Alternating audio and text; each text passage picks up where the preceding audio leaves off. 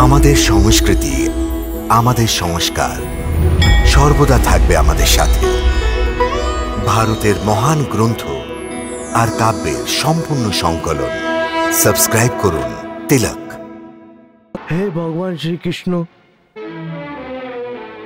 আজ আপনার ভক্তদের ওপরে সংকটের কালো ছায়া ঘিরে আছে। প্রভু রক্ষা করুন, আমার সম্মান বাঁচান প্রভু। কুন্তী এবং ওদের পুত্রদের রক্ষা করুন। আমার শত্রুদের থেকে ওদের প্রাণের ভয় আছে প্রভু। রক্ষা করুন প্রভু, রক্ষা করুন।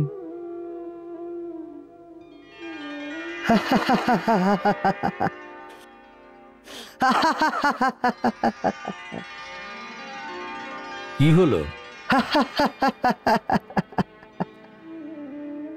কার উপরে হাসছো? হ্যাঁ, হাসছি এটা দেখে যে একজন বীর জ্ঞানীও কত তাড়াতাড়ি বিচলিত হয়ে যায়, কারণ ও এটা ভালোভাবেই জানে যে তখন যার সাথে আমি আছি ওর আর কিসের কথার ভয়। এই সমস্ত তোমার মায়ার লীলা, যা বড় বড়দেরও নাচিয়ে দেয়। এটা তো সত্যি।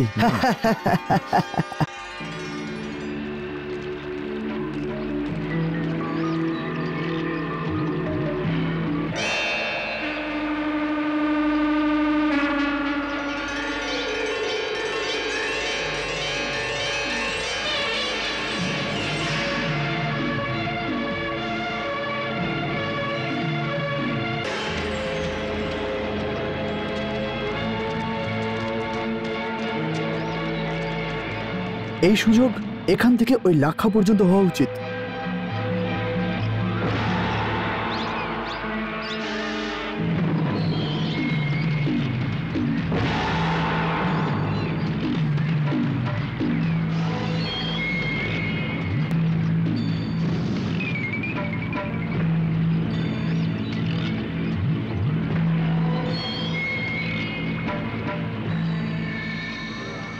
এই লোকেরা যখন ওই ঘরে আগুন লাগাবে তখন ওদের সৈন্যরা অবশ্যই এই ভবনকে ঘিরে দাঁড়িয়ে থাকবে, কারণ যদি কোনো কারণে পাণ্ডবেরা বাইরে বেরোতে চেষ্টা করে তাহলে সৈনিকেরা পাণ্ডবদের আগুনে যেন ফেলে দেয়।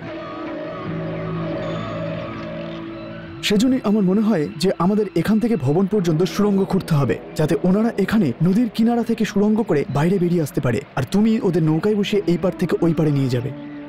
আচ্ছা, আপনি ঠিক বলছেন, কিন্তু এই সুড়ঙ্গ খোঁড়ার সময় আমাদের কাছে খুব কম।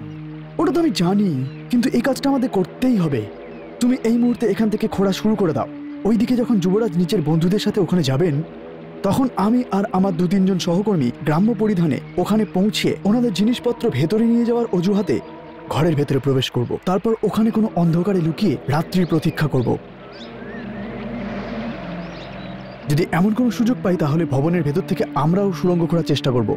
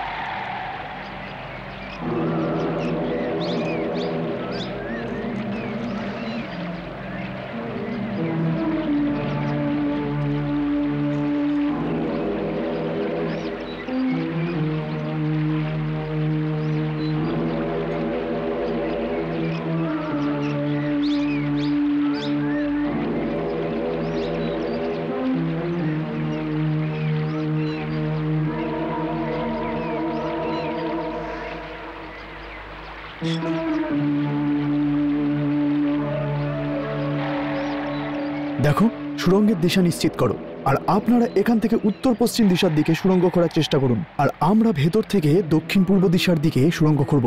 ঠিক? আচ্ছা, তাহলে শ্রী গণেশ করে চলো।